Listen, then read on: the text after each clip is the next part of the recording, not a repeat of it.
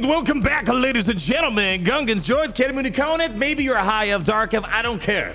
Come on in, come on in. It's great seeing you guys today in my video gaming division, where let me tell you, as your director of the video gaming division, king of Triple B, Gods get the mobile gaming, 8th day of creation, supreme rule of the multiverse of video gaming realm, I'm a little confuzzled wuzzled. I'm a little stunked.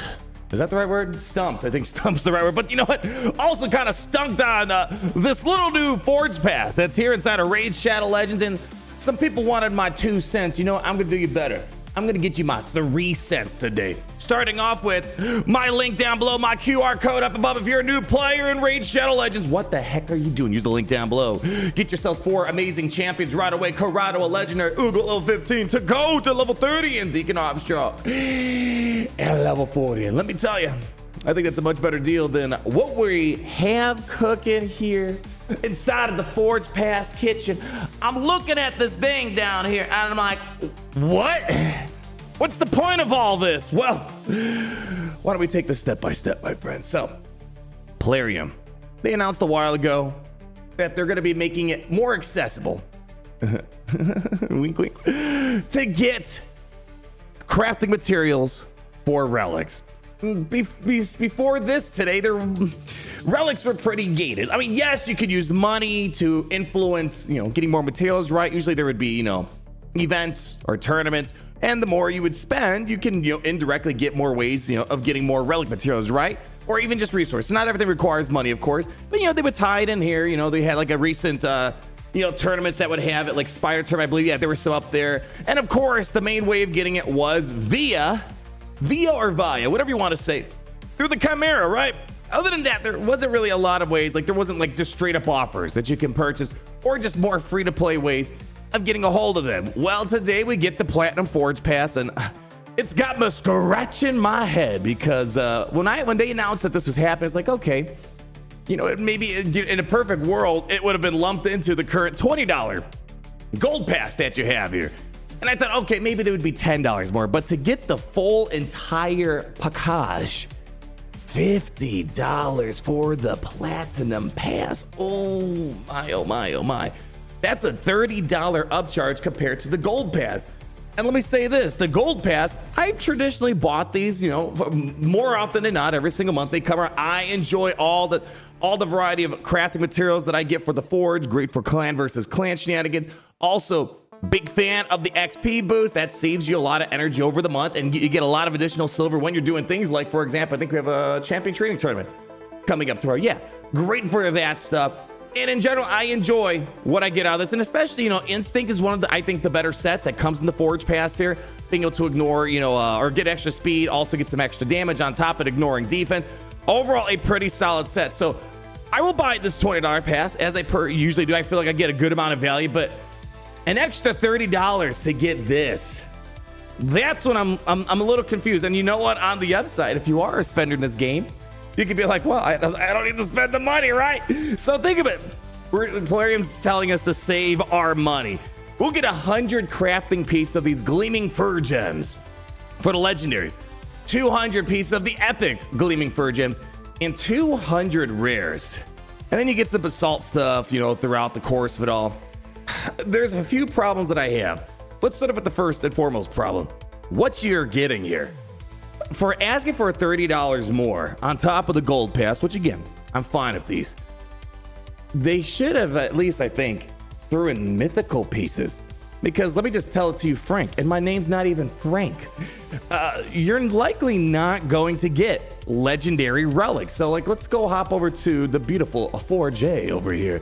Let's say, for example, I don't have any legendary pieces right now. But let's just put it this way. I have a couple mythical pieces here. Even if the mythical pieces I can throw on, only a 20% chance of getting a mythical piece. And basically, you got to look at the mythical crafting pieces are basically a legendary. I guess in a way, it kind of mimics shards too, where the legendary pieces, I think it's 60% chance of getting the epics and 40% chance of getting legendary. So I guess in a way it kind of follows a similar trajectory as shards, where really the sacred shard, think of it more of like you're getting epic champions out of here, right? Void shards, you're primarily going to be getting, what is it? you're gonna be getting rares most of the time, right? And then ancient shards, blah blah blah. You guys get the gist at that point. I think the thing is, characters, at least, if I'm opening up sacred shards, I'm getting epic champions, which I can use those, right? Not all the crafting materials are very valuable. This is gonna go to another part, and this is probably me being desensitized because of other games I play out there. But I think at the end of the day, I think maybe one of the problems that could be rectified, maybe I could see more value in these crafting materials if I use actual legendary pieces. I have a majority chance of actually crafting, well, legendary pieces, not epic pieces. I think that's the number one thing. That's my main issue. And of course, the other issue is I wish there were more free-to-play accessible ways of getting it, but I guess that main way is just get good at the Chimera, right? Now, this is more of likely a me problem. It's probably unfair to do this because it's a whole different world, a whole different economy, a whole different power scale, yada, yada, yada.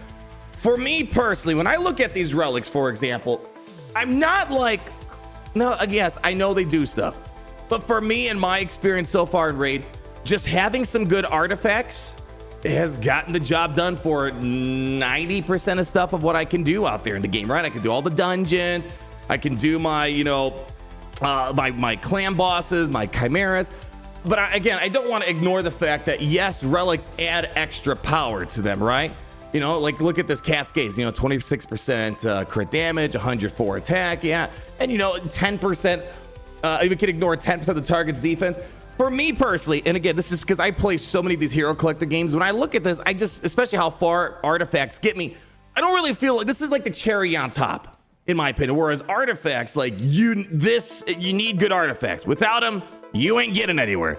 This is what takes care of the majority of your problem. This is literally the cherry on top of the ice cream sundae at the end of the day. And I just want to show you the most comparable thing I can bring up is Star Wars Galaxy of Heroes. They have a relic system. I'm probably preaching to the choir. A lot of you guys probably play Galaxy of Heroes along with me. The difference is these equipable pieces like relics, these expire after 3-4 months, whatever it is. So don't get me started on this conversation. I hate the fact that these are dismantlable. These can get dismantled. Boy, we're just making up our own lingo here today, aren't we? But look at this. Even though Datacrons, I feel like, are not entirely loved in Galaxy Heroes, you can't deny, compared to the relics of Raid, 26% crit damage, 10% ignoring defense. Okay, compare that to this, where you're getting 100% offense, 100% crit damage, 150% armor penetration, and on top of it, you're getting all these other bananas things. You're getting stacking offense. You're getting even more health defense. So like, it's a whole different world. So again, it's not really fair to bring this up because this is just complete power creep, just out the window, pay to win mechanics that they got going on here. Whereas this, it's more controlled because it's a more permanent feature. But again, for me personally, I feel like, I'm gonna get basically everything done with just having decent artifacts. Even subpar artifacts, I feel like I'm getting plenty far with what I need to do with the variety of content in this game. So between the fact that I don't really see relics as, how do I phrase this? Because again, they are helpful, they are good. I feel like it's just completely add-on, cherry on top. And of course, on top of that, the Forge, kind of not really getting me what I would like, which is more mythicals. I don't have a single mythical piece yet. I don't have many legendary artifacts or relics on top of that. Those things alone make this a pretty hard sell, especially for $30 more. Now, maybe this is $5 more. Okay. Maybe I would have been more of a fan of this if I can get more basalts that can get me a bit higher, with my relic pieces that I have. Okay, maybe. But at the end of the day, for me, I would want to get rid of all these rares. I want more mythical, legendaries, epics. Hey, but at the end of the day, think of it this way. There's always an upside. Number one, if you are a spender, you could save yourself $30 extra. I mean, if you do buy it, hey, you're keeping the lights on and Raid a lot longer. I just don't see the value is all. But of course, value in the eyes of a mystical, fictitious economy, it's going to vary between all the people out there.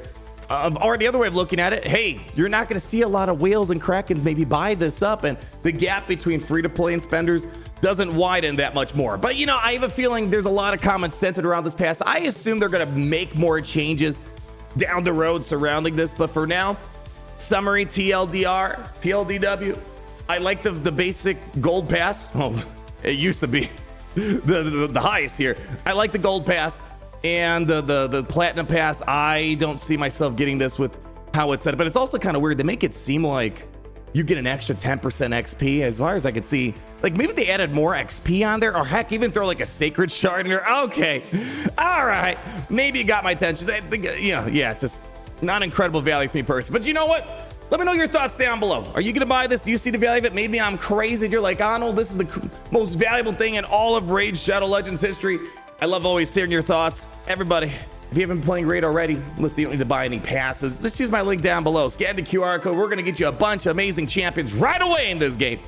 And I hope to see you out there in Talaria on the battlefield, my friends. And until then, leave that like, comment down below, subscribe, so you're not missing a thing. And of course, always remember that it's great to be in the Empire today. Great to be in the Empire today.